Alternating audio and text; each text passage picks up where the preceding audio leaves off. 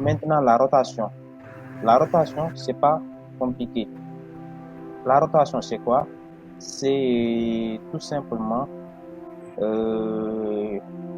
l'angle avec lequel l'objet se déplace. Parce que si tu regardes ici, le box se déplace mais face suivant une surface. C'est cette surface-là. Je vais d'abord l'arrêter. Donc, le box, il est là. Il se déplace suivant cette surface-là. D'accord? C'est la surface qui est en avant. Donc, on a une translation ici. On a une translation. Donc, je suis à 0 km par heure. Je vais augmenter la vitesse. Je vais aller à 25 km par heure. Maintenant, regarde bien ce que ça représente la rotation qui est actuellement à 0 degré. Je vais augmenter la rotation jusqu'à par exemple 43% et je vais l'arrêter le box. Je vais faire un zoom. J'augmente encore et regarde bien. Qu'est-ce que tu vois? Le box se déplace, mais il ne se déplace plus suivant la face qu'on avait au départ. Il se déplace suivant un angle de 52 degrés. Par exemple, une voiture. Je vais prendre une voiture ici et je vais remplacer cette voiture-là. Donc, pour remplacer, c'est très simple. C'est vraiment pas compliqué. Comme les textures, il faut tirer, faire descendre la voiture et venir la déposer ici. Automatiquement, le box sera remplacé par la voiture. Maintenant, regarde bien. La voiture ne se déplace pas suivant une forme droite, c'est-à-dire suivant un angle de 0 degré, parce que tout simplement, je ne vais pas changer les 52 que j'avais ici. Donc, si je descends jusqu'à 0 degré, voilà, maintenant la voiture se déplace normalement comme une voiture se déplace sur une route. Est-ce que tu as bien vu?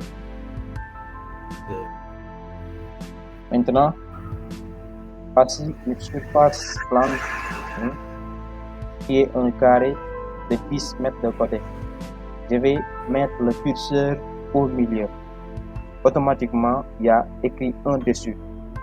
Donc, pour diminuer sa taille globale de 30%, je vais taper 0,7. Touche Entrée. D'accord? Et je vois bien que la surface plane qui est blanche toujours grande. Donc, je vais taper encore 0,7 pour diminuer encore sa taille de 30%. D'accord? Donc, à chaque fois qu'on veut diminuer 30%, on écrit 0,7. Cela veut dire quoi? Parce que tout simplement, 1 moins 0,7 égale 0,3. C'est-à-dire, à chaque fois que je veux continuer maintenant le tracé personnalisé, à chaque fois que tu veux continuer le tracé, tu viens appuyer ici. D'accord? Tracé personnalisé. Et regarde, tu vois bien que ça suit. Donc, je vais prendre un point là. Je prends un point là. Donc, je prends un point là. Je prends un point là. Et je prends un point là. Donc, supposons que c'est ça le garage. Et la voiture devrait venir s'arrêter ici, au niveau du garage. Donc, ce que je vais faire, c'est quoi? Je vais d'abord annuler l'option book. Je vais tout simplement prendre un arrêt. Ce qui veut dire quoi? Donc, regarde, il va tourner et venir s'arrêter ici. Voilà. Donc là, par défaut, dès que tu cliques sur activer l'océan, on va avoir ici activer et là, on a off. Donc, on va mettre ici on. Maintenant, on vient d'activer l'océan. Si tu fais le tour, là, toute l'interface de Twinmotion est remplie d'eau. Donc, tout le sol de Twinmotion est rempli d'eau. Maintenant, ici, on peut changer la couleur de l'océan. On peut passer de l'océan Atlantique, fleuve, mer tropicale. Maintenant, si on revient sur le tracé personnalisé vite fait, ici, je vais prendre un point là et je vais le mettre ici. Je vais le mettre là-bas. On va considérer que c'est là-bas le point. Non, je mets un point ici. Je prends un troisième point et je prends un quatrième point. Après, j'appuie sur la touche échappe. Maintenant, on va faire comme ce qu'on avait fait tout à l'heure. Donc, en ce qui concerne les océans, c'est le même procédé. Mais attention, il ne faut pas oublier l'option physique. On va aller dans véhicule, on va aller dans bateau. Je vais prendre par exemple ce bateau-là. Je vais venir le déposer là. Si on met on, du moins, le bateau risque de plonger vers l'intérieur. Donc, il faut toujours désactiver la gravité. Voilà. Maintenant, donc, tu vois bien que la texture du sol est mouillée. L'asphalte est mouillé parce que tout simplement, la texture du sol est en train de réagir face à la météo. Je viens ici, par exemple. Donc là, on est à l'hiver. Je place d'abord cette deuxième ligne verticale qui est en dessous, je le place ici. Et je déplace la première ligne verticale qui concerne, n'est-ce pas, les pluies. Et arrivé jusque-là, tu vois bien qu'il y a la neige qui tombe. Comment créer des vidéos animations sur Turkmation? C'est très simple. C'est vraiment pas du tout compliqué. C'est très simple. On va aller dans médias. On va aller dans vidéo. On va aller dans créer. Je vais créer un clip.